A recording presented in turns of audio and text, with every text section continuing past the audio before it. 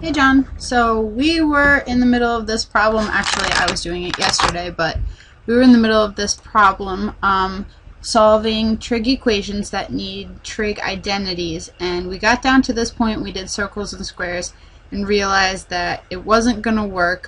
It's not factorable. So when you have a question like that on the exam, that doesn't mean that you can't solve it. That means that you have to use the quadratic formula. So we have this equation, 2 sine squared theta plus 2 sine theta minus 3 is equal to 0. Now let me just get this stuff out of the way so that we can have more space.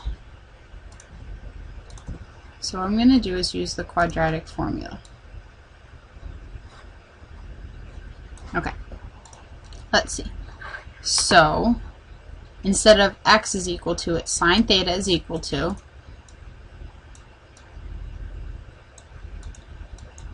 negative b plus or minus the square root of b squared minus 4ac all over 2a.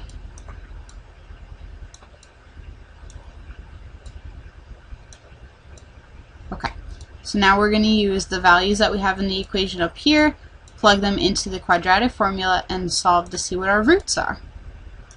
Okay, so we have sine theta is equal to, b is positive 2, so negative b is negative 2 plus or minus 2 squared, which is 4, minus 4 times 2 times negative 3, all divided by 2 times 2, which is 4. Okay, so sine theta is equal to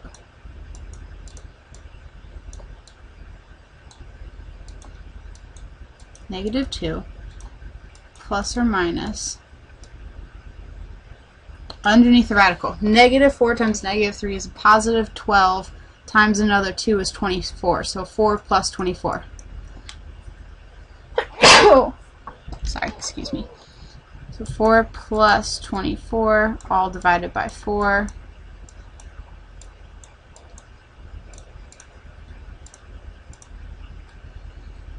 Okay, so sine theta is equal to negative 2 plus or minus the square root of 28 divided by 4. So that means that we have two answers when we get down to the end of our problem. We have sine theta is equal to negative 2 plus the square root of 28 divided by 4. And over here we have another one. Sine theta is equal to negative 2 minus radical 28, all divided by 4.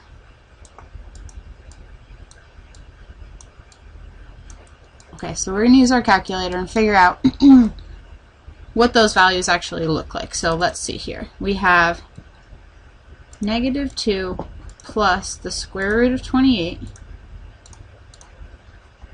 That is going to give me a decimal, and when I divide by 4, this is what sine theta is equal to. Sine theta is equal to 0.8228, etc. But I don't care what sine theta is equal to. I want to know what theta is equal to. But before I do that, I have to take into consideration the fact that because sine theta is a positive number, I'm going to have an answer in two different quadrants where sine is positive. I'm going to have an answer up in the first quadrant where everything is positive, and one in the second quadrant where sine is positive. So I just need to keep that in mind before I write down what my actual answers are. So theta is equal to, so let's do over here.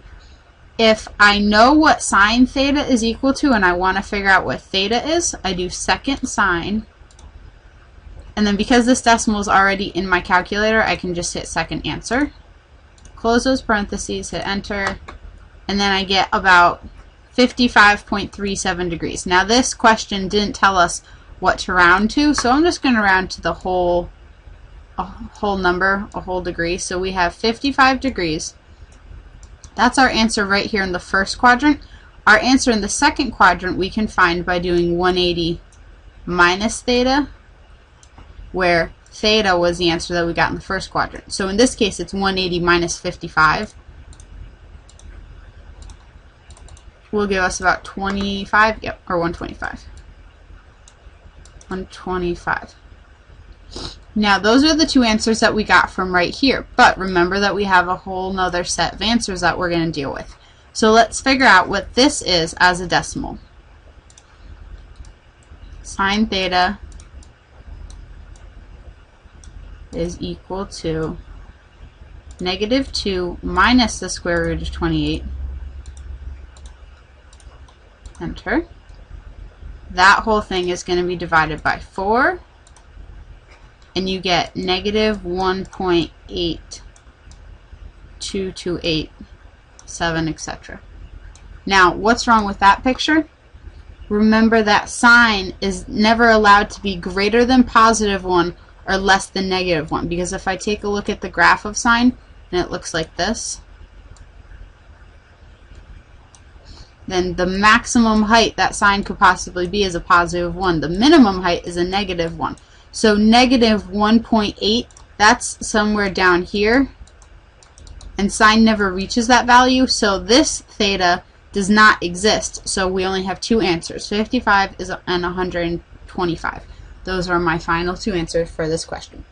Okay?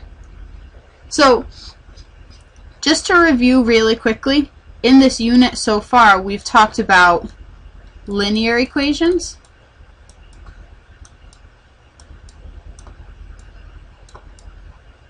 and that's literally where you have, like, you know, I don't know, sine theta plus 2 is equal to 5. Or maybe you have a couple of different signs and you have to combine them. But it's all linear. There's nothing that's squared. Then you have quadratic equations. And with quadratic equations, let me write this. When you're dealing with quadratic equations, there's a couple of different ways that we can look to solve these. Sometimes we can factor them. Sometimes it's really easy to factor. Sometimes we have to do circles and squares, and that's when we have a leading coefficient that is greater than 1. So like 2 cosine squared theta plus cosine theta plus 1 is equal to 0. And because we have that number right out front, you have to do circles and squares with this equation, so it's not very easy. Some of them you can factor easily, some of them you have to do circles and squares. Other ones you are not able to factor, so you have to use the quadratic formula, just like what we just did in that previous question. That's completely reasonable too. And then my third kind of question that we can see are equations with identities. Oops. Parker, no. Sorry. Equations with identities. And that's where we're going to have to use our reference sheet, because maybe there's like a double angle in one of them. Maybe there's a double angle, or maybe there's a half angle. Or maybe you have to use one of the Pythagorean identities. And those are the ones that you had to memorize. And, you know, one of them was sine squared theta plus cosine squared theta is equal to 1. And then you learned how to figure out what the other three were as well. So this is all the stuff that we've done so far. We're not adding anything new to the chapter. We're just doing a couple more example problems together. But I kind of just wanted to give you a little bit of a reminder of what we've covered so far. So if we take a look at this equation, cosine 2 theta, that's a double angle right there, plus 3 cosine theta plus 2 is equal to 0. Now some people would say, well, what's wrong with that? Why can't I just leave it like this? Because all I have are cosines in this equation, compared to the last one where we had cosines and sines. The only thing that's wrong with it is, you know, you can't solve this because it's 2 theta. So you actually really do have to use an identity because cosine of 2 theta is actually equal to something else. You can't just leave it like that in the equation. So come over here. This is my reference sheet. This is what you should have out in front of you. On your reference sheet, on the right-hand side, are the double angles. And you see that cosine has 3 different options for double angles. And I want to choose the one that only has cosine in it just because I don't want to introduce a brand new variable. So that's my middle one right here. So this whole term, cosine of 2 theta, is going to be replaced with cosine 2 theta is equal to 2 cosine squared theta minus 1.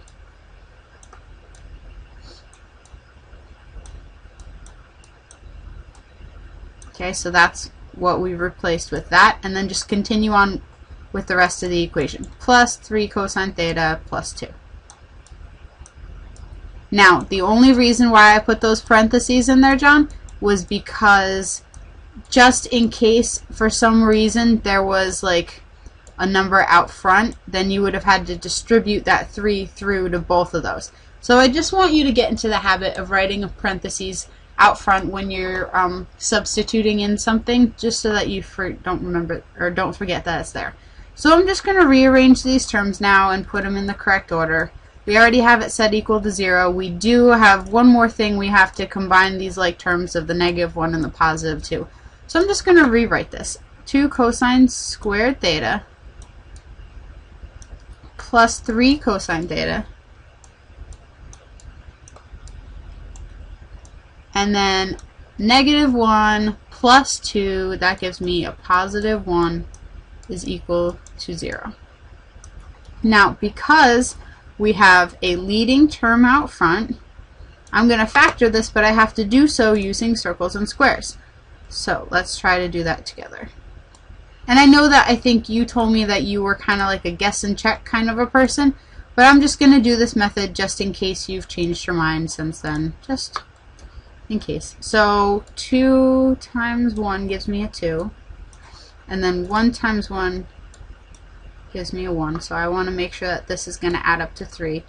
2 times 1 gives me 2, 1 times 1 gives me 1, 2 plus 1 gives me a 3, which is exactly what I wanted because there's a 3 right here. So now I can just read these across and those become my 2 sets of parentheses. Let me just get myself a little bit more room here. So my new equation, or my factors, are written as, now that was cosine, so 2 cosine theta plus 1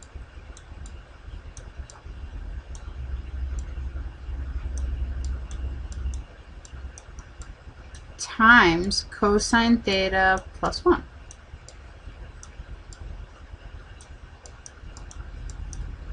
And that's equal to 0. Okay, so down at the bottom we're going to have 2 different answers.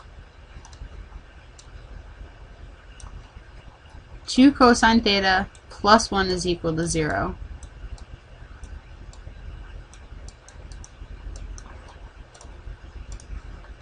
And I'm going to have to stop this really soon. So I'm going to subtract over the 1.